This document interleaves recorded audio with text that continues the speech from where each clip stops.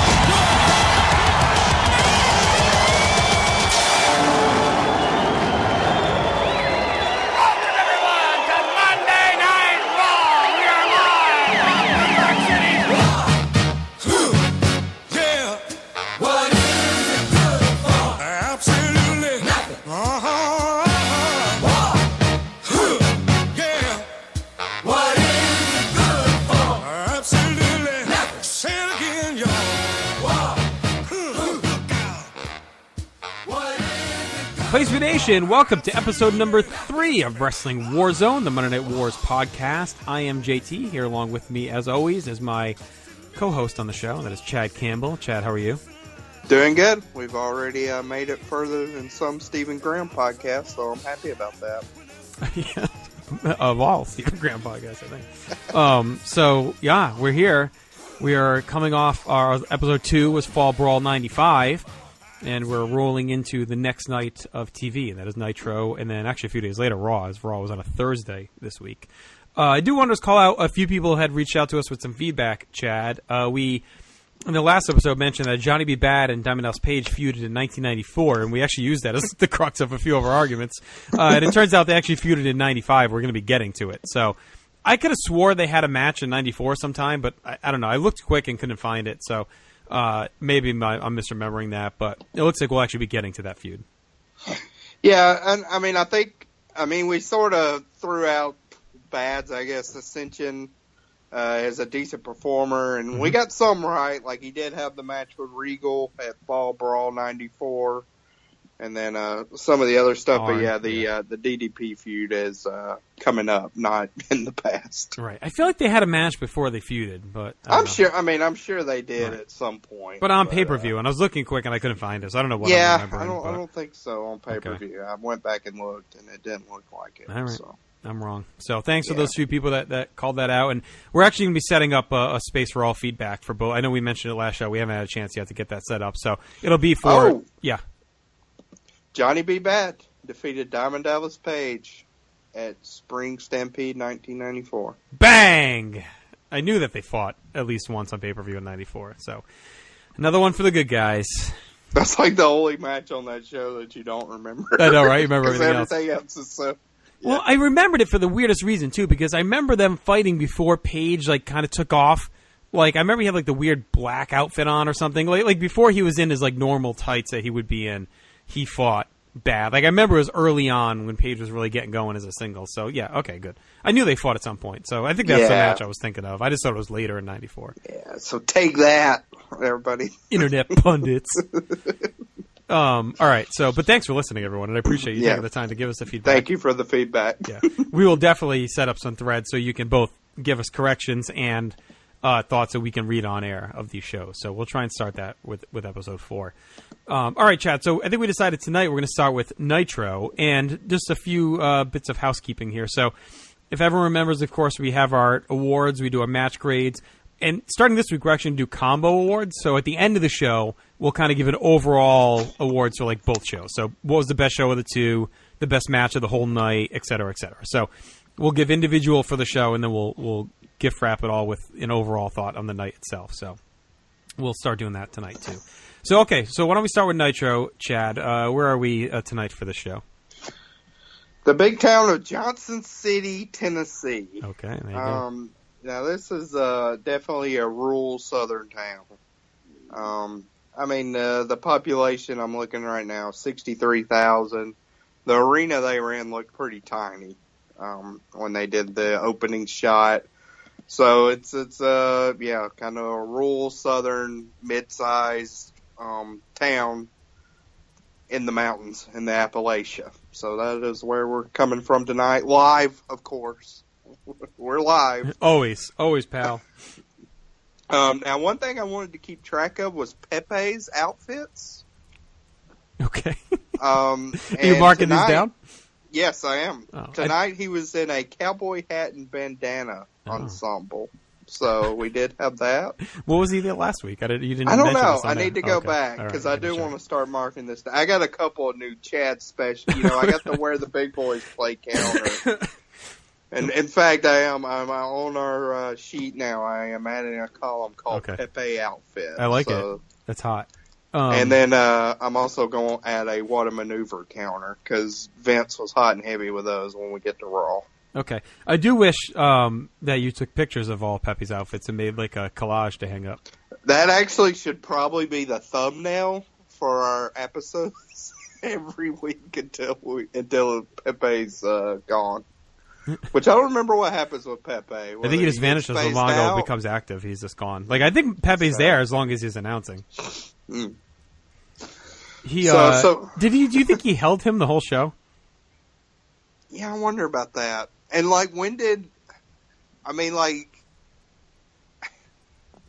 he had to travel with him. So Pepe is flying in the hotel room. Oh yeah.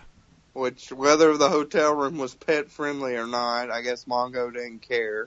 No way, baby. Pepe, come with me. And then, I'm sure Mongo, I got a trip to Disney World coming up. I'm fretting over having, little kids, where they'll get burned out and stuff. Can you imagine this dog being on set at 3 p.m. for an 8 o'clock show? What? Well, do you think he had it must have a handler or something, right? That probably. I would assume, but who's paying for that? Where the hell was Pepe during all the prep work? And then even during the show, what's going on? Because, when they do cut back to him, I think in this show, at the end and stuff, I don't recall seeing Pepe there. Right. So maybe he's just there for the intro. Maybe just for the intro, and then he disappears. Yeah, it doesn't hold him the whole show. So, okay. Right. Interesting. Well, if you ever interview Mongo, we'll ask him. I wish I saw him in Philly at the convention we went to. I should have said something. I should have asked him. Yeah, ask him if Pepe was still hanging around. I'm sure he wasn't. 23 years old. That'd be an old dog. Sure. Well, Mongo looked okay, so Pepe would look okay, too. Yeah. So anything about this, introduction? I didn't think we got any great Mongo lines out of the gate. No, nothing strong yet. Yeah. No, I didn't miss anything. So then we go to the back, and the ambulance now, I didn't understand this. An ambulance pulls up. Our final shot from Fall Brawl was the Giant laying out Hogan. Okay, so an ambulance pulls up, and who comes out but the Taskmaster and the Giant? Mm-hmm. Now, why would they be in the ambulance? They're trolling Hogan, I thought, right? Okay. It's like a joke. They're fucking with Hogan. They're saying, Hogan left in an ambulance and we're driving the ambulance now. Well, okay. I guess. If you're not from the Conch Republic, you don't understand. This is pretty much Giant's first promo here. Yes. This is his very first promo ever in wrestling. So, we saw with, the NXT guys, talking about mustaches or whatever. You could bomb pretty heavy. I thought this was okay. Yeah, all for sure. things considered, for his very first one. But, they go really heavy on the Andre. Oh, so Gene is just hammering it in. I knew your father, and he would be disappointed in the. They're just beating it into the ground that he's Andre's son. Gene says, he's getting deja vu, and then seeing the Giant, and then the Giant, and he even says if his father was still alive, he'd be right beside him to destroy Hulkamania. So it's really heavy-handed here, big time. As big as I remember. This has to be the peak of it, I would think. Because I can't imagine they're doing it more than what they're doing in this right here. No. And it is a funny visual to think of the Giant and Andre teaming up to take on Hogan, Andre yelling at his son to beat him up. I kind of wish we got that now. Well, especially after the documentary where we hear how absent Andre was with his real kids. All of a sudden. He was too busy prepping the Giant to take out Hulkamania. Now he's taking a vested interest in destroying Hulkamania. That's the only thing to bring Andre and his kids together. And then, but that's all I got from that promo. Yeah, you got any that's more? about it. Yeah, okay. And that goes right into our big first match, and which is American Males. We get the entrance music, which I love. And here's where I had my first Mongo line, where he says, to get Grandma out of the bathroom, she's got some real cuties to look at here. Yep, I saw that one. I have that one marked out as well. Get Grandma out of the bathroom, baby. As Buff and Scotty Riggs make their way. I want to know what Grandma was doing in the bathroom. Like, I mean, you think she'd send her to the bathroom after seeing the cuties? I mean, he goes back to this line. Well, I mean, all my Mongo comments are pretty much, all my Mongo comments are pretty much, bathroom related tonight. Yeah. So either he had to go or he was really fascinated by the bathroom. Get Grandma and Chatterbait, baby. There's a lot of hotties out here tonight. Yeah, Grandma's in the bathroom a couple times. Rooster's in the hen house. We got a lot going on coming up with Grandma's rubbing one out in the toilet. Get her out here. So now the American Males are scheduled to face the Blue Bloods. Mm-hmm. But we do not get that as what I always forget. What was Bobby like? Earl Robert Eaton. Earl Robert Eaton. So Earl Robert Eaton, we see him staggering out of the entranceway, being attacked by Harlem Heat. Harlem Heat takes over. Make this a tag title match. We learned Nick Bockwinkel is not in attendance tonight. He was the WCW commissioner at this time. So we have an impromptu tag match because we're live. I would say this was probably the only time they really hammered home the live aspect tonight. Now they're running unopposed because Raw was on Thursday. But yeah, this was where they really hammered home they were live. Right. Oh yeah, they're really pushing it. Right.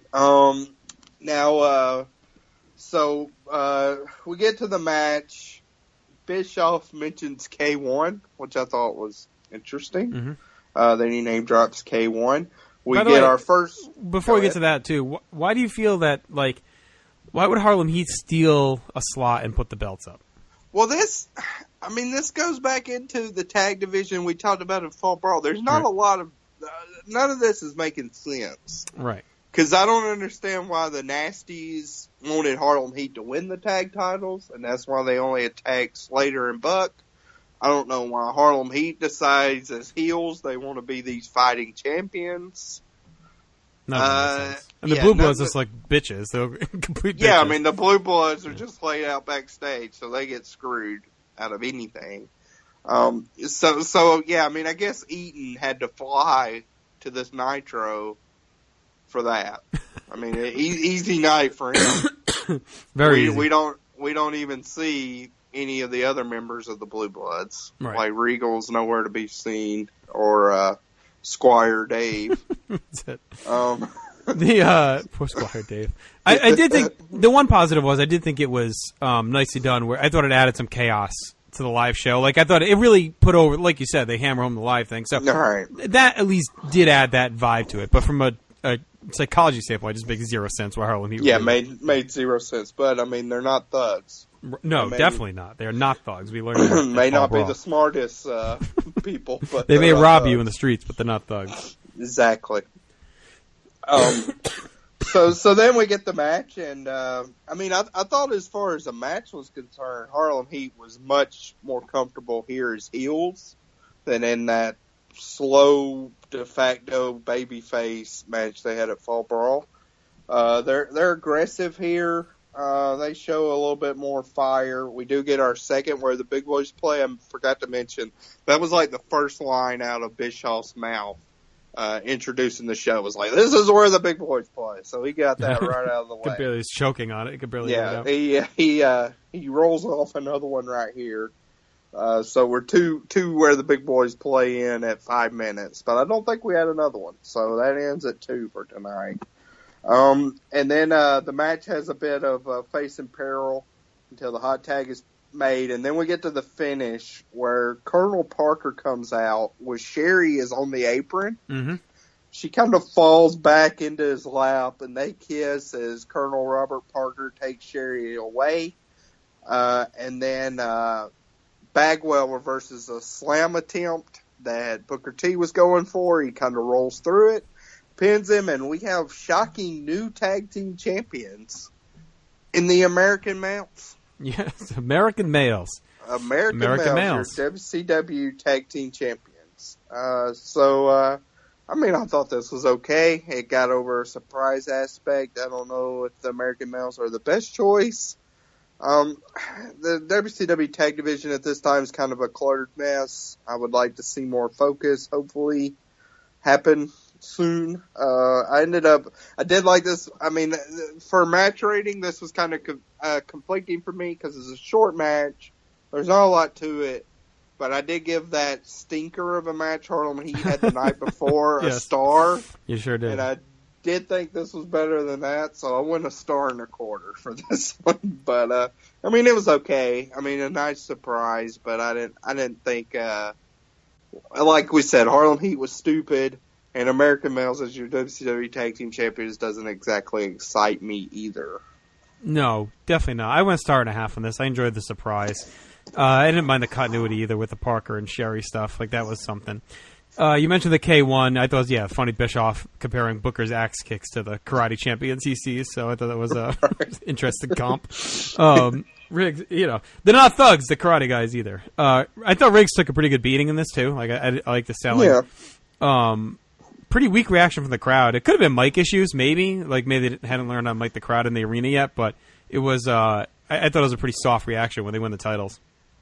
But yeah, not a big pop for them. But it was also kind of confusing. Like, did they even know the titles were on the line? Like, I don't know if they even announced it. I don't remember if they, announced it. Well, yeah, basically Harlem Heat issues the challenge right now. And then Nick Patrick holds up the belt. All right, so they kind of said it. Yeah, he, holds up both belts as the American Males attack. And on commentary, they did do a pretty good job by saying, oh, well, since Bockwinkel isn't here, I guess it'll stand for now, but he could overrule it later. They kind of, gave that. Right. It was okay. But, yeah, I would think the live crowd should have known it was for the title. I just didn't think this was the best crowd overall. I don't think this is the best show, but the crowd didn't do them any favors either. Yeah, no, they were flat. So anyway, the moment itself is fun enough. It's a good statement. Nitro shows title change can happen any moment. It was imperative for them to do something like this, I think, this early on to show that anything can happen on the show. So I thought that was smart. But I was not a huge fan of the match either. 1.5 stars for me. Right. I guess this is our one surprise of the night. This is, we had Luger debuting on the first show. We had some stuff on the second show. This is kind of, okay, here's your surprise for this night. So they are, if all else fails, if you're watching week to week, you can say, oh, yeah, well, the American Males won the tag titles this night. But right. Kind of flat. So then we take a break, come back. We have our Mean Gene interview with Ric Flair. Flair says Arn broke the code, calls Pillman an outsider. And then we got our second football reference in as many weeks from the Nature Boy. Last time he's talking about LT and Joe Montana. This time he talks about Boomer Esiason, saying he couldn't help out his Bengal teammate Brian Pillman. And then Flair says that after he gets done with Pillman, he's going to kick Arn's ass. So this was a total babyface promo. Yeah, Flair's pretty much swung now. The lines are more defined than they were going into Fall Brawl, where they kind of split. Now it's obvious that Flair's taken on the face role. Arn is the heel, aligning himself with Pillman after last night. I thought Flair was great here. He was really fired up and focused, to the point, got the story across. So I like this. I thought Flair and Arn's been the best stuff we've seen since we started watching WCW. Right. Yeah. Sure. And then we get a preview of some Saturday night matches. One looked really good, Sting versus Regal. Mm-hmm. And then we also get a rematch from Fall Brawl of Cobra versus Sergeant Craig Pittman. Why do we need a rematch of a definitive squash loss? I guess because he jumped him, maybe. My notes exactly say why, with about 5 question marks after that. I had no idea. It had to be because it had to be that he jumped him from behind or whatever and he didn't get a fair shot. Yeah. it made no sense to me, but there we go. And this that was all the second segment, pretty short segment between the interview and that. Segment 3 is even shorter, as we get Mr. Wonderful versus Johnny B. Bad. Now, Wonderful. Yes. We had the American Male entrance music, and now it's one up by Wonderful. Do you think this entrance music is so bad it's good, or is it annoying? Where do you weigh in? No, I think it's. I can read my notes. Awesome Orndorff music, so absurd that it's great. So there you go. Right in the middle of his psychic storyline going on with Gary Spivey, as we imagined last week. Yeah, it's pretty bad. Johnny B. Bad comes out in his full regalia as well. By the way, I did laugh at Mongo asking if Orndorff was singing the song. That made me laugh. I don't know if you heard him say that. I didn't catch that. He asked if he's singing his own song. That makes it even funnier to me, picturing Orndorff actually singing that song. Like, he's like got this gruff voice, and then he goes in the studio, and he's got this like beautiful singing voice. Out of nowhere. Yeah, no way. I wonder who did sing. Was it Spivey? Is that... I don't who know, sung this? Yeah. I don't think it was Spivey either. Yeah, it sounded like... Goulet or whatever. Renee. So Paul starts off going after the ribs of Johnny B. Bad. We get a Paula chant from the crowd as we go to break. Come back from the break. This is where Mongo opens us up by telling us this is more action than a rooster sees in the hen house. I wonder if he's just going off a hearsay or if he's actually witnessed the action that rooster gets in the hen house. I don't know if he's seen some action going on in the hen house or not, but he's just going fucking rooster to hen threesomes and everything else going on. They are compacted in. Have you ever seen a chicken house? But do you think it's a situation where like the two hens don't want to touch each other? You know, usually the hens are kept separate. Okay, yeah, so if there is a threesome, do you figure that the hens are interacting as well, or just the hens both taking care of the rooster? Well, I mean, you got the cock and you got the rooster. Right. Yeah, I don't know. I've been to a chicken house, but I didn't notice any action. Certainly not as much as this Johnny B. Bad and it's true. Mr. Wonderful match. So I guess Mongo's right. Like, this match did have more action than the chicken house when I went in. So technically, he's correct from what I've witnessed. I'm just curious where the rooster finishes, but anyway, go ahead. Yeah. So Mr. Orndorff goes to the outside. He grabs a mirror, and Johnny B. Bad it goes to kick him, but completely whiffs on it. It's like the all-time blown spot, and then Orndorff just drops to the floor. He sells it. That was bad. That was really bad. That's one of my favorite. I think when we did the live watch of that, there's a GIF out there actually put in the write-up at PlayStation.com when we did the live watch of this episode for PTB. It's really, really... I mean, it's like an all-time blown spot. Bad. Yeah. Like, I think Bad was just faking him, right? And I think Orndorff... I feel like he actually sold it like he wanted to, but he mistimed it. Because I think the joke was that he was looking in the mirror and saw Bad coming, and he was ducking out of the way. And I think he just did it late, so it looked awful. Like, I don't think he actually was selling the missed boot. Does that make sense? Right. Yeah, I think he was just sort of like kind of wanting to swat at him, you know, like on the outside. Right, and I think Orndorff was supposed to be dodging it because he sees him coming in the mirror. Because he's holding the mirror, and he would see Bad in his reflection. So right. Oh, yeah, that makes sense. Yeah. I think he was like supposed to dodge him because he mistimes it and falls late. So yeah, it looked like he was selling a phantom kick, but it was really bad. Yeah. Then they kind of redeem it though, where Bad gets an axe handle from the top, and Orndorff does a tumbling bump off of that, where he flips over backwards, like does a backward somersault. I thought that was a cool bump. I mean, not much this match. A bit of back and forth action. Bad goes for Sunset's flip. Easy for me to say. I keep wanting to say Sunset slip. Sunset flip. Orndorff kind of sits down on his knees, gets the pin, and we have a new Mr. Wonderful. So brand new. Yeah, I mean, Spivey's admirations are coming to fruition here.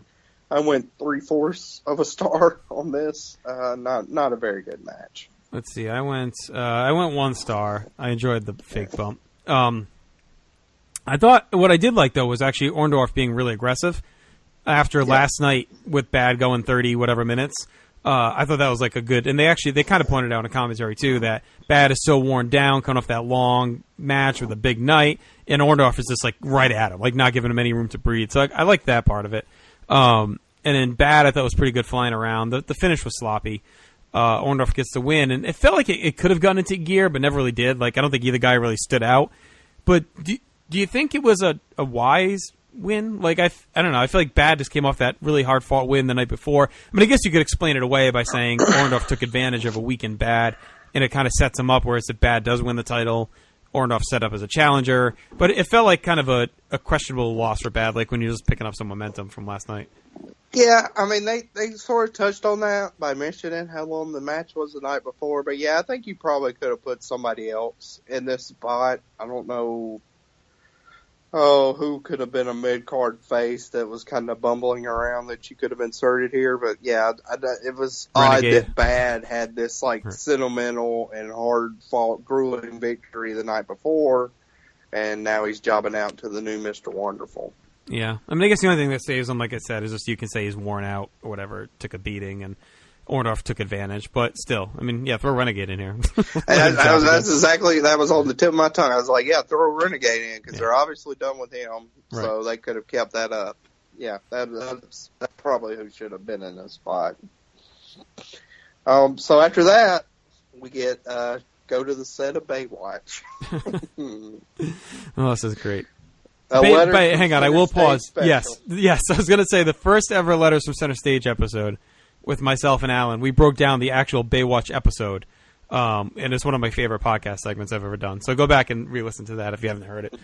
We really dove deep into the entire episode and everything that goes into it. So the great Emmy should have been nominated performance from Ric Flair in that Baywatch. Oh, he was so good in that. He was excellent. Pull it up in a limousine. I can picture it in my mind now. He was awesome in that. And he makes Hogan look like an idiot. Like he just, like we mentioned week one, Savage like dances for circles around Hogan in that promo. In Baywatch, it was Flair like just putting Hogan to shame. The actor Hogan, Flair's just out there being himself and is so much more charismatic than Hogan's fake fucking acting bullshit. So Randy Savage is lifting weights on the beach. Luger spotting him.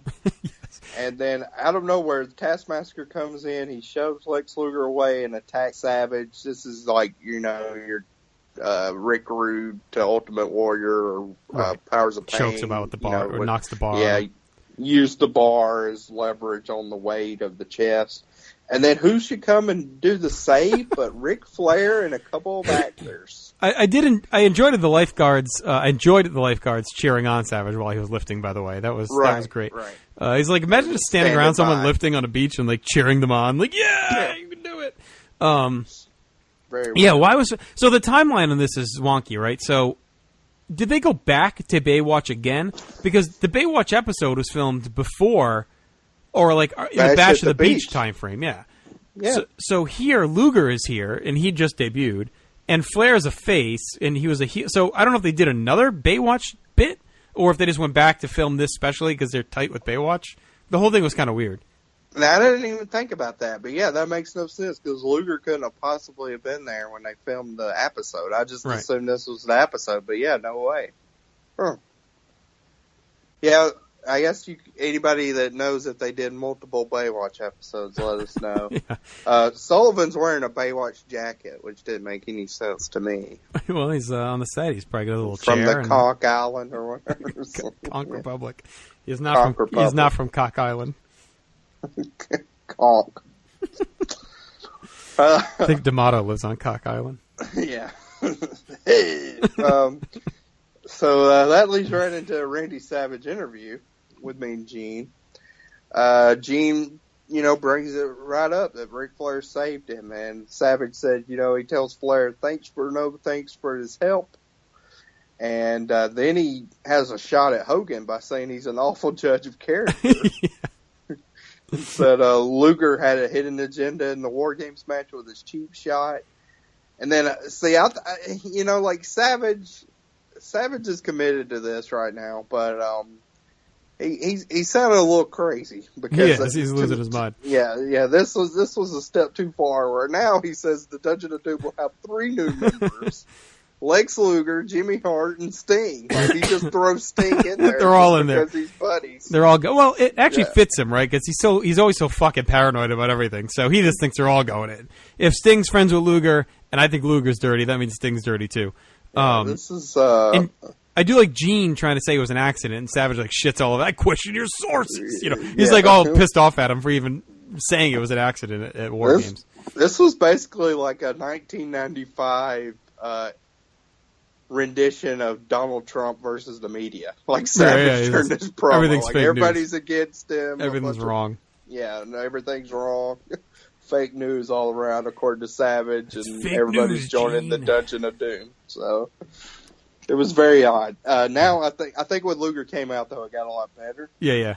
Luger comes out. I thought Luger brought up a good point that said he's straight up about wanting to be the champion. Right. And Savage is kind of dancing around that.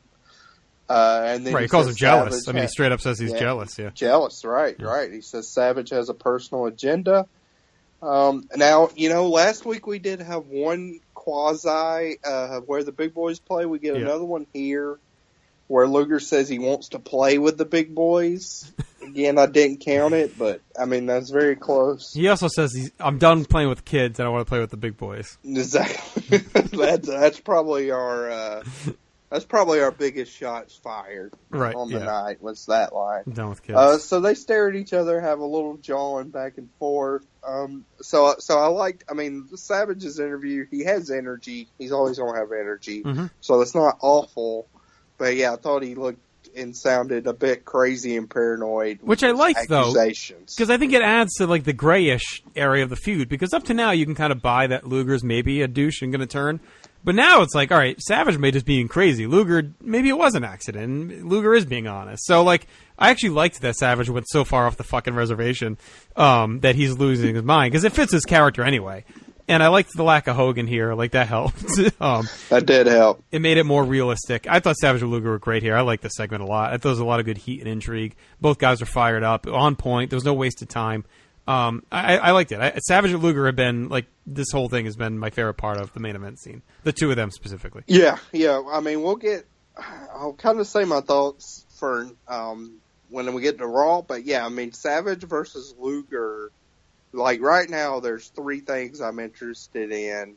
I can just say, like, Razor versus Kid and Dean Douglas, like, that feud.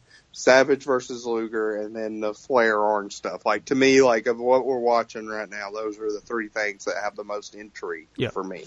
No, I agree. So yeah, when they were together, I thought it was really good. Mm-hmm. Before that, I mean, it makes sense, but still a little crazy for my liking. It was all right. The next segment is just Hulk, and it's basically what we saw on the pay-per-view of his Harley getting destroyed. This was another weird, we had the Baywatch people clapping the weightlifting. This was also weird where Hulk just drives Harley seemingly in the middle of nowhere. There's throngs of fans with little papers. They want autographs. It seemed very fake. He only signs 1 autograph when there's like 30 being waved in his face. Just 1. So, yeah, pretty dick move there. But that's it. You got anything to add on that segment? It was nothing. We saw it the night before. And then that leads us right to our main event, Ric Flair versus Brian Pillman. Pillman's tights. Eesh. They were a little rough here. So this was a quick match, about 5 minutes. It was a good back and forth match, though. We had some hard chops and punches from both. Mm-hmm. I thought Flair did a good job putting Pillman over as a threat, which that's a Flair staple. I mean, these two had a great match in 1990 on TV. So this they've displayed some chemistry before. I thought it carried over here. It was just a short match. Pillman seems like he scouted most of Flair's big move where he blocks one figure 4 attempt with a cradle. And then, of course, catches Flair off the top rope. I like to think, too, if they push that, like, R and help them prep, Yeah, scout it. Yeah. No, that makes sense, too. And then we get a interesting finish where Flair gets the back suplex and then a clean as a sheet figure 4 victory. Yeah, that surprised me. you don't see much on non-jobbers. I mean, just immediately he locks it in, Pillman gives up, and that's that. Were you surprised with everything going on that Pillman just lost clean and we didn't get like a DQ here or something? I was very shocked that, it was almost like Pillman, he hung with the Nature Boy for a while, but once he locked on the figure 4, that was it. I guess maybe they figured they'd build Flair back up after last night. It seems like they're building Flair up a good bit here. So I don't complain with that, just based on how Flair was used in early 1995. Mm-hmm. But it was interesting that, a rare, clean... I mean, this may be... you think about the history of Ric Flair, this may honestly be like one of the biggest opponents that he beat completely clean with a figure 4. Oh, right, yeah, for sure. Like, there's honestly not that many. Besides, like, Japan, I mean, he won some balls against Jumbo Tsuruta on the figure 4. But in the U.S., with Ric Flair, this is probably up there, actually. Right, he technically beat Savage with it on when he beats him for the WWF title change. Yeah, but he passed out. Like, he get hit with the Nux and passed out or whatever. Right, Nux. So, a straight, clean, completely clean. Interesting. Flair's chest was purple, so he, they laid it in. I thought this was easily the best match of the night on this show. For this show, yeah, I went 2 stars, and then afterwards, Flair kind of calls out Arn Anderson, but Arn does not show up. So, what do you think about this bad boy? I went 2 stars as well. I liked Bischoff playing up Pillman's aggression and his edge, and Pillman I thought wrestled like it, like he's showing that he's kind of stepping up his game and being more angry and aggressive in his style. A good Mongo line here. He says Bobby wishes he managed Flair, and Bobby just jumped all over him. That he did. I thought that was pretty good. I thought it was a good match. It felt like a rushed compilation, though, instead of getting into like tell like a real good story. Right. It felt just like a comp of their moves or whatever. Like hitting all the quick spots in. And I get it's the compressed nature of the show. I wish they could have maybe gotten like 5 more minutes or something. But it was a good win for Flair. Like, they're clearly building him up. The story's got a lot of focus. And like I said, it's been one of the best stories so far. So I've enjoyed everything. Every segment we've seen of this Flair, Arn, Pillman stuff has been great. So. And then we come back for a real quick segment of commentary. Did you get any gleaming thoughts from what they said here? No. Nope, nothing. I mean, Mongo did say Luger versus Savage is a jump ball situation. Bobby says Arn's looking for Flair, and then Bobby does his classic, in my headset there's something going on in the back, which Bischoff kind of ignored. Like, he just said, there is something going on in the back, but next week. And then he runs down the matches next week as he signs off. So since we're doing the combined awards, do we want to do our Nitro-centric awards now? Yeah, let's do those now. Get those done. All right. So match of the night, I'm guessing we both went Flair versus Pillman. Yep. Your segment of the night. I went Savage and Luger interview. That was the most entertaining for me. And I concur with that. Okay. And by the way, we're going to clarify. We're going to try and avoid... segment of the night is going to kind of be like moment of the night in a way. So we're going to try and avoid matches there since we're doing match of the night. So that'll be either a promo or even the end of a match, maybe like a moment of a match. Just it's something beyond just like a full match. I mean, like if we get that far, like, okay, the Radicals debuting. Right. Obviously that happens in a match, and that'll be our segment of the night for that show. But even like at Fall Brawl, I had the finish of Flair and Arn, right? So like to me, like it's anything besides like a full match. It's a moment, kind of like when Scott and I do on Mondays. Like it's just like the best moment of the night. So, your MVP. I went with Savage again. I really liked him in that. I thought he carried. Luger was good too, but I love Savage's kind of depth of the character. Like, it just ties into what we've seen for him over the last 10 years on the big stage. He's just this paranoid, manic son of a bitch who just like does not trust anybody at any time and just calls them out and doesn't give a fuck. So he had the best energy on the show. Flair's a close second because he had a good promo and a fun match too. But Savage on this night. We're kind of going with our personal faves. It seems like I did go with Flair. I think he's doing well here, and he really acted like a baby face in this show, and that's always something that the fans seem to want to get behind. They always are game. We did mention too. We'll track. I'm curious to see. Like last episode, you mentioned you thought Flair's peak ends at Starrcade-ish, and I think it goes into like '96. So I'll be curious to see how strong he stays going through '96. Right.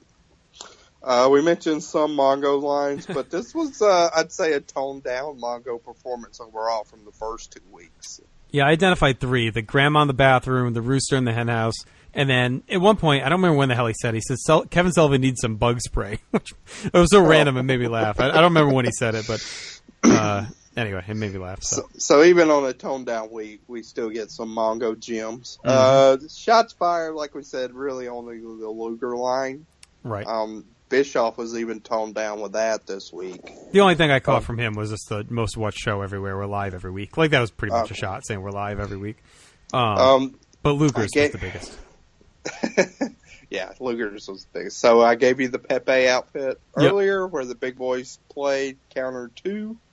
No debuts. Nope. No dropped angles. Nope. So far. This drew a 2.4 rating-wise. Mm-hmm. And what was your final grade? I went maybe a touch high, but I did enjoy it for the most part. And again, these short shows, it's hard to find like too much hate in there because they move so quick that nothing lingers even when it's bad. So I went 5 out of 10. It felt like a pretty average Nitro. Like nothing huge happened, but nothing bad occurred. It just kind of moved things along. Coming off a pay-per-view, you'd expect maybe a little bit more. Like there's no Hogan, no Arn. Like those are 2 of the biggest players the night before. No Sting. So, a slight dock down from last week, which I had as a 5.5. So we'll go 5. Yeah, I went lower than that. I went 4. I agree. I mean, it's only an hour, so it's still a quick watch. But I guess I just thinking like of all the shows we do, 5's obviously the baseline grade. I thought this one was a little below average for our matches. I didn't think a ton happened, so I'm a smidge lower at 4 out of 10. Okay. So there's Nitro. Now we can bounce over to Raw, which was not Raw Thursday, but just a Thursday Night Raw. It was a Thursday Night Raw. It was taped August 28th, so it's a bit moldy. Go ahead. Was that the same taping as the last one? I believe so. Yeah, it was still in Canton, Ohio. Right. So the interesting thing is they pegged this as September 18th, but it must have been the 21st then, right? Yeah, it had to be the 21st. Okay. And Vince McMahon, Jerry Lawler have the call as usual. Right. We get a recap of what happened last week on Raw, and that leads us right into our first match, which was built up, which is 1, 2, 3 Kid versus Razor Ramon. So this match I thought was pretty basic, but pretty entertaining too, till we get to the finish. We had a back and forth. Ramon seemed to be really wanting to ground the Kid, which made sense based on their strengths against each other. I thought they showed more aggression throughout the match than you would think from like 2 friends. So that was interesting. They really were going after it. A Kid actually attacks before Razor gets his vest off. Right. So they're going after each other pretty good. The break happens when 1, 2, 3 Kid has a sleeper applied. We come back for the break for the finish of the match, where Razor does his fallaway slam. The referee gets bumped. 1, 2, 3 Kid and the referee are out of the ring. Hook runs down, but our boy Dean Douglas, he does a splash on Razor to his back from the top rope. And then there was I wanted to time this. It's a long time from when he does the splash to when Kid ends up pinning him. Right. And I was certain Razor was going to kick out. But he doesn't. 1, 2, 3 Kid gets the win. Lawler is ecstatic with that on commentary.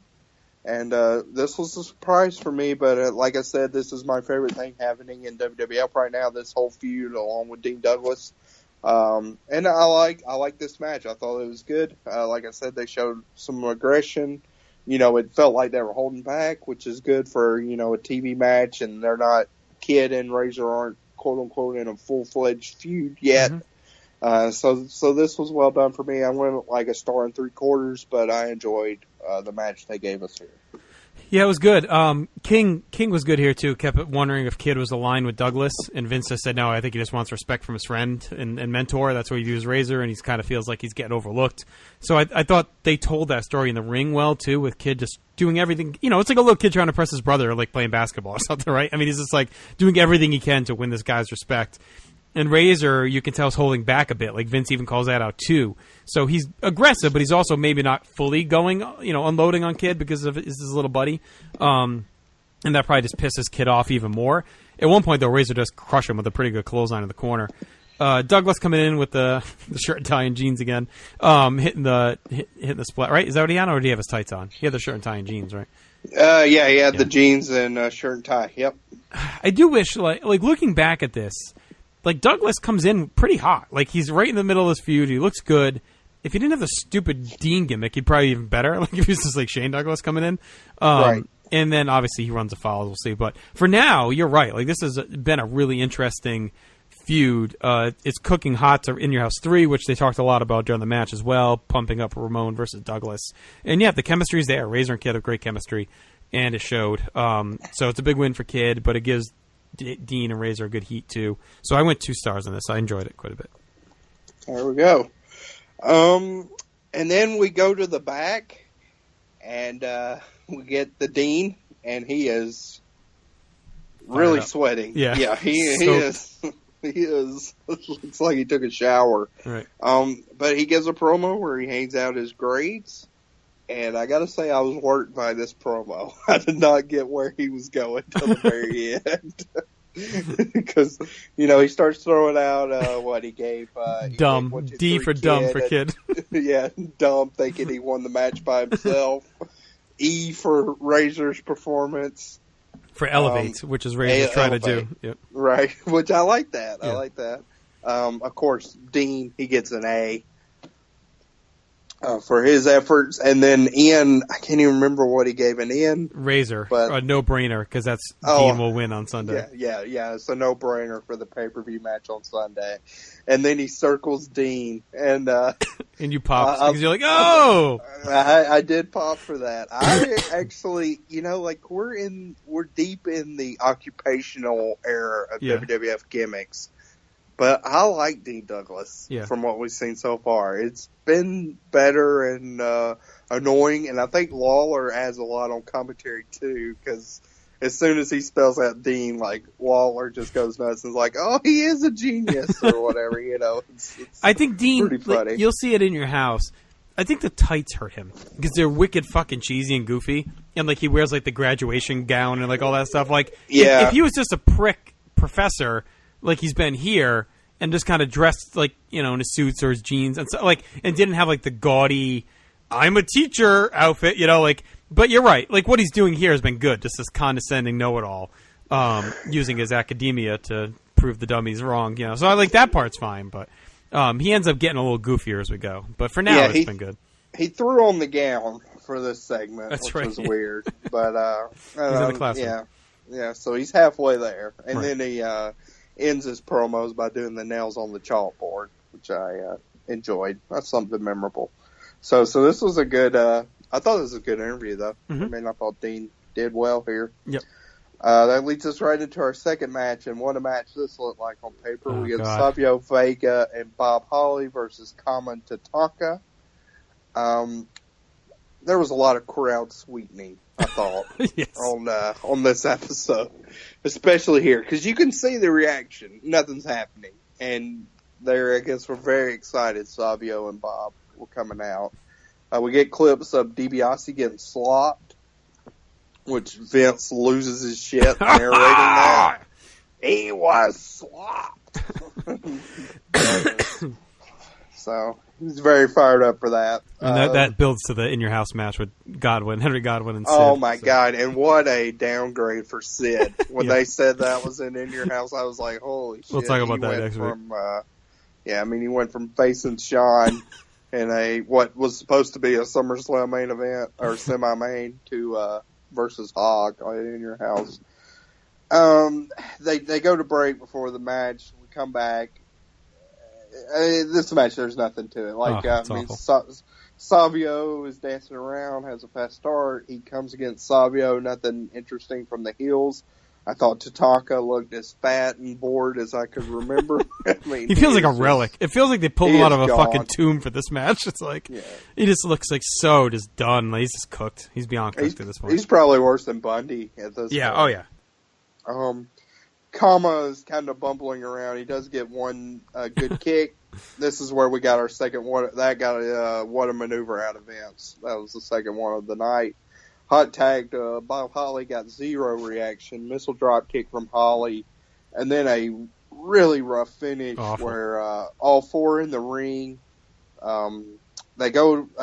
Let's see who was it. It was Savio and Tatanka on the outside, and Bob Holly goes for a dive from the top onto Kama, and he was supposed to like fluidly flip him into a power slam.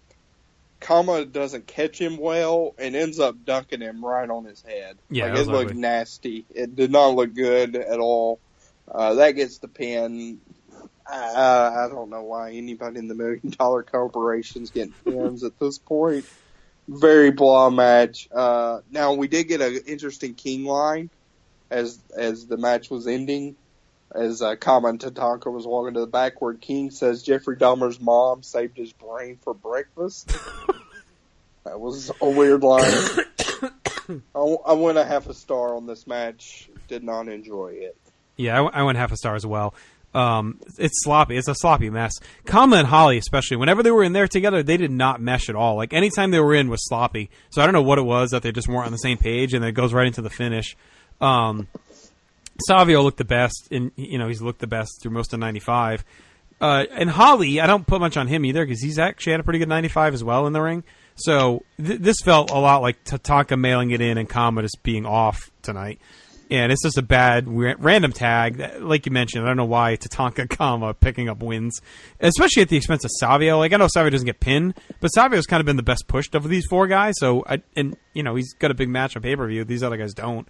So the only thing I think of is that it's like a heat transfer to give DiBiase a win. But why not use Sid here then? Why not do Sid and Tatanka and let Sid get the win? Kama Tatanka makes no sense. It's pointless. It's a real shit match. I did not enjoy it at all. It was at 5:47. It felt like 25:47. Yeah, it was a really long plotting match. That leads us to a Razor promo backstage. He's pissed at Dean. He says his Ivy League education can't save him. So there you have it. Pretty basic stuff, but again, well built to feud, and I'm looking forward to the match at the pay-per-view. Mm-hmm. Then we get before they go to break, we get some short clips of the tag match, the main event tag match. So that's what we talked about before, where they're showing matches that are going to be happening in the future. Yep. To show they're not live. A commercial for the WrestleMania 11 special. Yes. On September 30th. So there you have it. And that's on NBC, actually. So yeah. What they did was, I think they took, because I remember watching it, I'm pretty sure they just took the two big matches and showed those with like special clips and stuff mixed in. So it was like an hour on NBC. I think it was like a Sunday night or something. So it was a pretty good slot for them. Like it's, I think it was Sunday. So it might have been up against football. It had to have been a Saturday. Saturday, okay, you're right. It was September 30th. Yep. Okay. So Saturday night, still a pretty big spot, Saturday night primetime. On NBC, so yeah, pretty good deal for them. I mean, I'm sure LT was a part of that, but yeah, they said LT plus a performance by Salt and Pepper, so they used all the celebrities that were at WrestleMania 11. Salt and Pepe, like Peppa Pig. Excuse me. Then come back from break, we get a squash, which is Jean-Pierre Lafitte versus Brian Walsh. I can already picture the Twitter reaction to this one. Yeah. Who would think that Jean-Pierre would be a Twitter darling in 2018? Right. Here we are. Well, I did see completely different. Someone called out, I don't know who it was, and if it's someone I don't like, I don't want to give him any credit, so I don't remember who it was exactly, but they said, like, he was only, like, 30 during this run, or no, maybe it was 98, he was only 30, like, when they came back in 98, and it's crazy to think they didn't do more with him, like, I mean, he was really young, at that point, and like they needed the depth in 98. Like, why didn't they dump Jock and give him a push? Well, think about like how, think about how like old, how old that the Amazing French Canadians looked. Right. And yeah, I mean, he was born December 30th, 1967, so he's 50 right now. Right. But yeah, he looks completely different now with his, the shaved head and everything, and did have a great match on our WrestleMania weekend. Haven't seen any other PCO, but probably be able to see him at the Scenic City Invitational in August. So there you go. If I'm a betting man. But yeah, and even here, like I mean, from what I remember from the Titan sinking stuff, I think he ends up running afoul of the Click a bit. So that probably is what does him in during this stretch. But I mean, he's been good so far as well, and we'll see more of it next week. Yeah, he looks good here. I thought Walsh looked kind of like Backlund. Yeah, yeah, a little bit with longer hair. Yeah. I mean, this is a basic squash. Lafitte's power moves look good. He ends with a cannonball senton. We do get a call from Bret Hart on the set of Lonesome Dove. Yes. Him and Jerry have a back and forth. You know, he says, I guess a liar and a thief would get along well together. So he loves the Lonesome Dove, Bret Hart does. Yeah, pretty basic. I ended up going a quarter star here because of my non-dud policy, but that's where I went for that. You got anything else to add? No, it was good. I liked the somersault cannonball to finish it, and Lafitte's been sure and steady. Like I'm excited for him to get a breakthrough on Sunday in your house. Like I think it's a good spot for him. And you know the cannonball senton makes sense psychologically for a pirate. Correct. That to be his finisher. Very clever. You see that? So I went dud because I do duds, but yeah. It was a squash. But it was an interesting one. I didn't. Lafitte had his own kind of skull and crossbones too, with his face on it. I thought that looked pretty sweet. Like, yeah, I'd probably buy a T-shirt of that now. Jean-Pierre, who would have thought he'd be having this huge renaissance? There you go. Here he is. But no, he is the guy that I think many always assumed.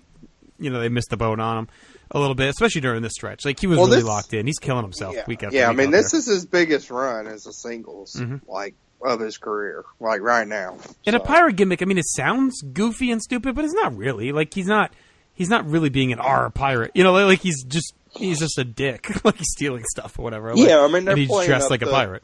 Yeah, the thief aspect. But, right. It's like in Dodgeball, Steve the Pirate. He's dressed like a pirate. And then that only leaves us with our main event. So we got Men on a Mission versus Owen Hart and Yokozuna. Vince, throughout this whole show, was trying to get Lawler to predict who was going to win the main event of In Your House. It was very reminiscent of trying to get Jesse Ventura to pick between the Ultimate Warrior and Hulk Hogan. Yeah. Like he kept going back and forth, and Lawler would deflect and not answer it, even at the very end. So this match. Actually, I have a good many notes. This went, near 10 minutes, I think? Yeah. Mo, I thought, was actually pretty frisky in the beginning with Owen as he power slams him. Yeah. This is the first we've seen Mabel since his SummerSlam defeat. Owen is actually kind of the de facto face. They're pretty, Owen and Yoko are the de facto baby faces in this match. Right. If you remember from last week, I harped on Harlem Heat and my whipping boy, which probably shouldn't use that term, but Booker T. Edit. Booker T. We're live, pal. Booker T for not being a good de facto babyface. I thought Owen was good here at utilizing that role. I mean, he's gonna be a heel moving forward. But I thought he did a good job, like using his speed and stuff to get the crowd behind him. No, I agree. No, he's so seamless. He knows exactly how to work these matches, right? He knows what to slip into. Yeah, and, I think most people would say Owen's a better worker than Booker T, but that was just striking, and kind of we saw two examples of that back and forth. Booker's going to take the weekly beating here on Wrestling Warzone. Booker is going off to the woodshed. Good Lord. The Campbell Plantation. He's sleeping in the hen house with Mongo. So Mabel gets a cheap shot on Owen when he's running the ropes. Owen makes the tag to Yoko. He wants a piece of Mabel, but Owen was attacking Mo on the outside of the steps. Mabel checks on that, and then they roll Mo back in. That sends us to a commercial break. We come back where the tags are made, and now we get Yoko and Mabel slugging it out. Pretty heated. Yeah, the crowd was into it. That was fun. Yeah, I like that spot. Yeah, these two guys going at it. I thought that was the best reaction of the whole night, actually. Yeah. Mabel gets a clothesline, which I thought looked good, and then he power slams Owen onto Yoko. And then I like this spot. I thought this was a good Owen spot where Mabel got the cheap kick on him, and he does a receipt where Mo runs the ropes, and he gets a cheap kick into the back of him. Yeah. That was a great little spot to play off that. Missile drop kick by Owen for a 2 count. Did you notice Mo had a weird skull and crossbones on his boots? They always had that. They had that since they turned heel. Had he always had that? What was up with that? Yeah, when they turned heel, they started wearing those even before the King stuff. Like right when they turned heel, they put that on their boots. It's very strange. Yeah. I didn't remember that, but they're not thugs. That was very odd. Yeah, I guess not. I guess they're pirates too, like Jean-Pierre Lafitte. The pirate gang. Yeah. So Mo catches Owen off the top, gives him a superplex. Yoko breaks up the pin, and him and Mabel go after it again. Yoko sends Mabel to the outside to a nice pop, and then we get the big leg drop from Yoko onto Mo, and Owen pins him as Yoko holds Mabel at bay. So surprisingly, I thought this was a real solid match, actually. I did not anticipate that I would like this match coming in, but, it was good work. So I went 2 1/4 on this one, and I enjoyed myself a good bit with this match. Yeah, I enjoyed this more than I expected to as well. So kudos to them. It was a lot of good here. I think the pace helped a lot. Like they never, for having Mabel and Yoko involved, and even Mo, like they never slowed down. I mean, they just kept going. Mo was sloppy at times, but he hung with Owen best he could. And I like the back and forth. There's not too much heat segments in there. Like back and forth ebbs and flows. Right. I thought that helped too. The Yoko Mabel stuff was really fun. The crowd was into it. It felt like just two big bulls colliding in the middle of the ring. We also had a nugget in here, too, that we found out Diesel's back is still hurt from SummerSlam when Mabel sat on him. So that kind of plays into the final sell for In Your House, which we'll get to in a minute. I went 2 on this, and I could probably be convinced to bump it up a little bit. It was fun. And, yeah, Owen was a workhorse here. And it kind of speaks to my theory, and we can talk about it now maybe for a minute because I don't think we have much more Mabel as far as a spotlight guy, but I feel like he was pretty well suited for a tag team like this if he had someone better than Mo to work with, and if he didn't have a ridiculous purple outfit on, like with the baggy pants and all that. Like he was pretty good in the come in, have a big monster showdown, get the hot tag maybe, or whatever, and let the other guy be the workhorse. It's just that Mo couldn't be the workhorse, so like they needed someone that could carry him, carry the work for the team. But I think that was his best suited run. Like I know they tried. He was young. Why not give it a shot as a top heel singles guy? But I think he was well suited for a spot like this. Yeah, I mean, Mo definitely feels like the weak link in this match. Like, I mean, when they're coming out, I was like, oh, Mo's about to take the pin. Right. I mean, it didn't seem like that was going to be a surprise at all. Yeah, I mean, Mabel is still, we talked about Lafitte, but it is shocking like how young Mabel is. I mean, right, he's only like, 24? Yeah, 24. 24, right? Yeah. So it's crazy. And you get why Vince saw the potential. Like, you could see what he was thinking. Yeah, it's just and it wouldn't have been as bad. To me, it's the whole package. It's the name, the look. Just like, if they just had a better name and didn't have the big, goofy, baggy purple shit and Mo mushmouthing his way through everything, like, it would have been, I could see what the theory was behind why they gave it a shot. Almost if he'd have been dressed like Big Daddy V in the ECW run, but back then, I think that would have worked. Even with the tits out? Better. Not even like maybe a better shirt? The tits out. We might were they that prominent then? I mean, or did they start sagging later in life? Who knows? Depends. I don't know if he nursed. I'm not sure. Yeah. But they definitely gave way as he got older. But definitely. Yeah. But yeah, I mean, he could have been certainly better than what we got. Because, I mean, his quick burst of energy, like, versus Yoko, that was the highlight of this match, that and Owen. I mean, Mo was the wink leak of the four, for sure. Right. I agree. So, yeah. So, that was a pretty good match. I don't know. Are we going to call this a hidden gem? I don't think it quite reaches that level. I think we could at least break 3 stars for a hidden gem, right? Yeah, that is exactly my rationale. I was thinking as I was watching this match, I was like, I thought this match would be crappy. It's actually pretty good, but yeah, I mean, I couldn't give this match 3 stars, so I don't think it's a hidden gem. Yeah, I think 3 is a good barrier. If we both hit 3 on a match, I think we go hidden gem. Well, we can throw it in as long as it's not famous. Okay. Right. And then we basically, that leads us right to our deep sell for the pay-per-view, where we get a Dudes with Attitude promo. I didn't think this was very good.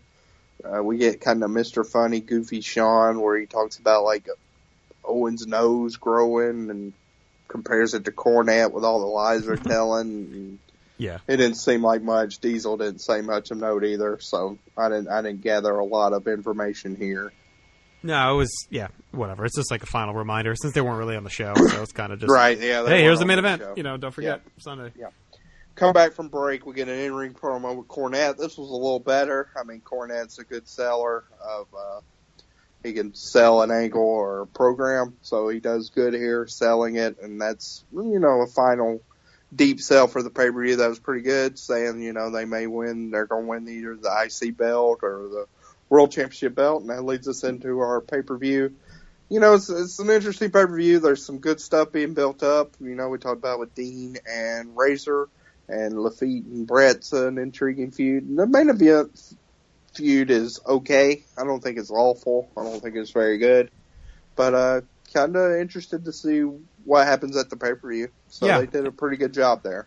Especially with the lack of time to build it from what we're seeing. I mean, obviously they were probably building it up on the Cindies and stuff. But for right now, like for what we've seen, 2 weeks worth and one's on a Thursday that's kind of, thrown together. This whole thing's been cobbled together. They've done a pretty good job. And like the main event was going to sell regardless because all the belts are on the line. You got the 4 big names. But putting all the heat onto the Razor stuff was smart to add that really back, another match. And then, Brett's going to always be Brett. So you get 3 good matches to sell this show on. And then, even the rest of the card's pretty good. So, it'll be interesting to break it down next week. I'm looking forward to talking about it. Yeah, DiBiase got slobbed, so, Right. Sid now has to defend his honor. So there we go.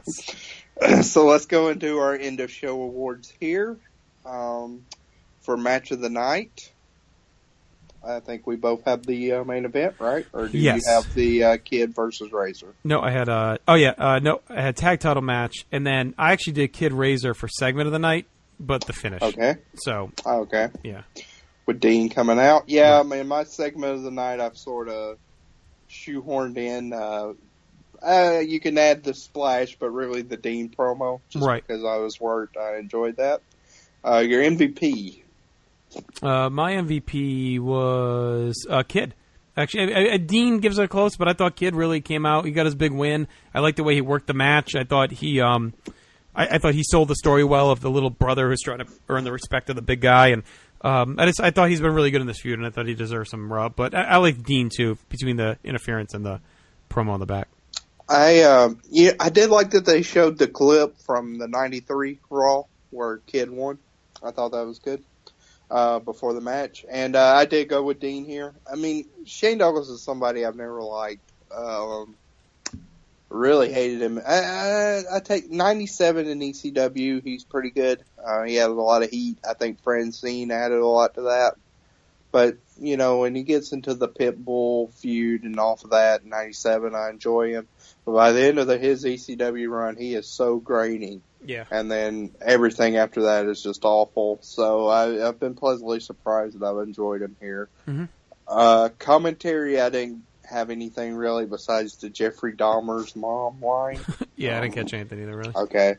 No shots fired at all that Nope. I caught. Okay. I really don't think we get much from the Raw side, from WWF side for a while. No debuts. Nothing dropped yet. We did get an angle added, I guess, between Godwin and Sid, but Right. Nothing dropped. And the rating on this was 2.5. So I just don't know. nudged out.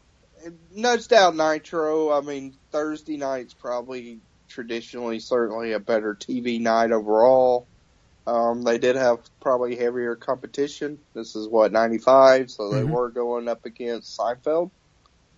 Yeah, Seinfeld would have been on too because we're into the. Seinfeld would have been new. Yeah, so that's interesting that they did a better rating up against Seinfeld than they did on Monday night the week before. Well, it depends what time they aired. We don't because Seinfeld. Was it at 9 at that point? I'm not sure where they were at. Seinfeld was at 9. So I don't know where Raw would have been though. This might have been later. Honestly, in my mind, it was later. But again, I could be fudging. Well, it. then even if it was later, that's probably pretty good for them. So actually, no, did Seinfeld that. had not started yet. It debuted September 21st. Ooh. Oh no, Well, so that was that's this night. So yeah, so the they were up engagement, against the premiere. the season 7 premiere, which is the That's engagement. pretty good. Yeah, I'd say that's pretty good then. Yeah, because wow, yeah, Seinfeld at that time was the number 2 show. And I'm looking at Wikipedia, so God, NBC's lineup was gross on Thursday night on this year. So they had Friends at 8, which was the number 3 show in all of TV. They had The Single Guy for part of the season, which was number 6. Boston Common, which was number 8. Clearly just getting a bump on what they were sandwiched in between. Seinfeld, which was number 2. Caroline in the City. Caroline in the effing City was number 4. Yeah. For that year. That show wasn't bad, though. That used to get pretty good. It's okay, but the number 4 show, I mean, that's just a surprise to me. And then at 10, you have the number 1 show that year, ER.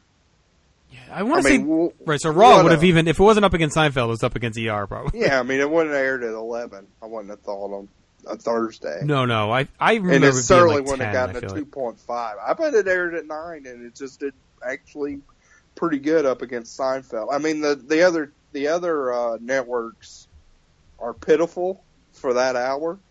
Like, for that hour, it was New York Undercover on Fox, New York, ABC, The Monroes on ABC, and then New York News on CBS. I've never heard of any of those shows, but, yeah, so Graham has it as airing on the 18th, but it's clearly Thursday because they say it, so we know that. Yeah, I mean, they say Thursday. Right, yeah. So, yeah, I don't know what time it would have got. I can't imagine it was against Seinfeld. Like, I probably would have been going nuts if it was against Seinfeld. I feel like it was later because I would have definitely been. I was watching Seinfeld by season 7. Maybe it was up against ER. I mean, either way, I feel like it might have been 10 o'clock for some reason. Okay, well, it couldn't have.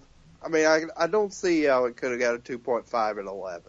So it either went up against number 1 show of the year or the number 2 show, and it did a pretty good rating. So, I mean, by comparison, like it did better than the week before. So it's kind of crazy. Yeah, it's real weird. Like, I don't... Because let me look and see what on Monday night we were looking. I mean, Monday night, you did have Monday Night Football. So that may be something, like, for wrestling fans, that may be more of a competition. Because that would have started. And that was the number 5 show for the year. So that makes sense, I guess. Like, you're up against Monday Night Football at 9 o'clock. So, yeah, like, I cannot find much at all online that this was on a Thursday night. Like, it's this whole era is so weird. And Steve Williams backed me up on Twitter. He said he remembers the replays throughout the whole fourth quarter of 95 that they were airing replays on Thursday. So maybe this was a test for the replay. I don't know. The whole thing is weird. There's like nothing about any of these Thursday shows online at all. It's like this odd vacuum. I don't even know who to... I mean, maybe... I don't know. Maybe we should write to Meltzer and see what the fuck he says. Like everywhere when you Google it and everything, it's just listed as September 18th. So the whole thing is odd. I mean, the only thing I can think of, Chad, I mean, when did they say Thursday? Was it on commentary or like in the ring? I mean, it was definitely on commentary a few nights where, like, Vince, I think, opens us up by saying, "Welcome to a special Thursday night edition of Monday Night Raw." I wonder if it was the debut of the replay, and that's the version they threw on the network. They threw on the network. Maybe they updated the commentary to have it, to get over the fact that it was a replay. Or like somehow the live version's distorted or something. Or they just fucked up and put this one up, which is very, very likely. Because everything online has it as 9:18, and like I remember, like there's this weird memory I have that this was a replay episode because I remember the Dean Douglas attack being like shown as part of the replay. And like rewatching it, and then the Yoko Owen thing, you said like they showed the clips of the match. Like it is. I don't know. There's this weird memory I have that it was on like a Thursday night at 10 for whatever reason of this episode. I always remembered it, and I was glad Steve Williams backed me up on it. So I'm really wondering if this was the premiere, and maybe they updated the commentary, and they put the replay on the network. Maybe that's my working theory right now is that this was actually the replay they showed. Okay. Yeah, because the engagement was the highest rated episode, that whole season, 37.6 million viewers. Right. That's I cannot monster. imagine they went head to head with fucking Seinfeld. That is absolutely monster. And I don't know what USA would have even. They don't have all. What do they have the network like rating listings? No, it's just a just the primetime network is what I see. That would have been very ballsy for them to go up against. And I don't even know what would have been on USA. You know what I mean? Yeah, who knows? Let me see what the premiere of ER premiered that night too, and was at 37.5 million. So yeah, I mean, 2 just monster ratings. All right, so I googled USA Network 9/21/95, and there's actually a commercial. It has 9/21/95 as a date, and it's the Ryder Cup. During first, but that wouldn't be at night.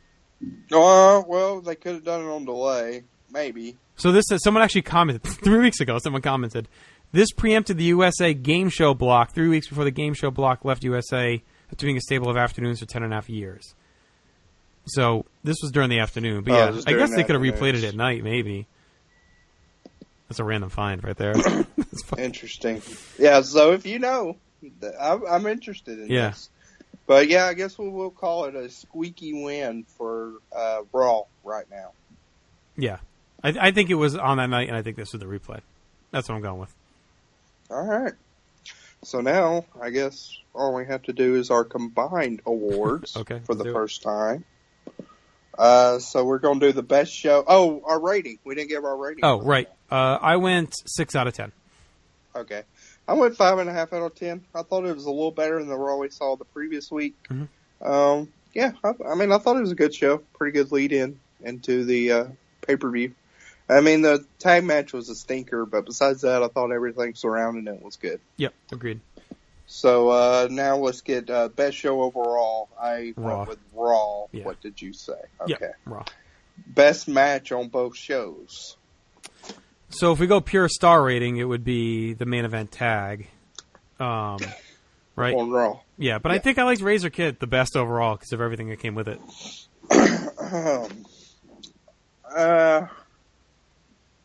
Are we going to do this consensus or? Yeah, we could try consensus. I mean, I could be convinced. I mean, we can go star ratings. You want to go men on a mission, Owen Yoka? Or do we want to split the difference and just say Flair Pillman? No, because it was not the best match. All right, okay. Let's go men on a mission. It's pretty good. Mo gets a best match. The best segment we saw, are we going to kind of throw in the Kid Razor stuff or Savage versus Luger? I think that's probably our 2 contenders. I would go Savage Luger. I thought that was just a smidge better. I'm fine with that. Okay. Better commentary. I liked Raw better this week. Yeah, Lawler was pretty good here. Yeah. Star of the overall night. That's kind of tough. Yeah, so you liked Flair on Nitro, I liked Savage, and then I went with Kid, you went with Douglas. Was that your choice for Raw? Yeah, Dean's my MVP. Who do you think came out the strongest of everything? I think Flair probably looked to me like the biggest star. Okay, let me go Flair. Just because, he's a baby face, and they were behind him. Right, and then the ratings winner was Raw. Yeah, we talked about Raw as our ratings winner. So there you have it. There's our first combined awards.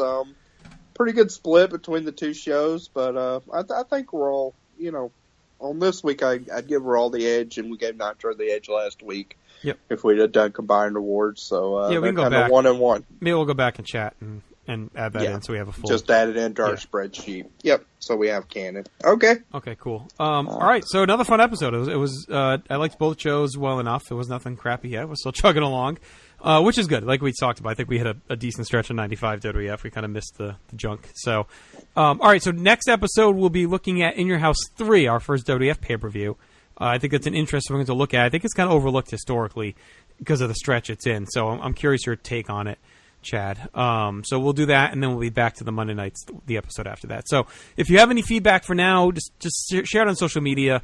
But we are going to be setting up some specific spots, probably a Facebook page, and then as well as maybe a thread at PWO, just so you can provide thoughts so we can read them here on air. PlayStation.com/Amazon for your shopping. Follow our feeds on iTunes, Pro Wrestling Only, PlayStation Wrestling, PlayStation Pop. as well as the GWW Tag Teams Project is going hot and heavy on Facebook. If you want in on that, just let us know too. Anything you want to touch on? I don't believe so. Don't have anything else going on. All right, so check all that out. Scott and I had a new episode of Place to Be podcast this past Monday. We were with Pete looking at the January 25th MSG, and then next week we'll be looking at the main event. We'll have a new special guest actually for that. We'll save that for Monday. The main event from February of '88. New guest. New guest. I don't know about special. Okay. He is special in his own way. Well, special. Yes. Yes. Quotation mark. Special guest. So we'll talk about that. Looking forward to it. And I think that's it. Otherwise, everyone take care. We'll be back. And until then, smell the napalm. If they want to talk to you, you better not listen. You might wind up in critical condition. Ha ha! American man.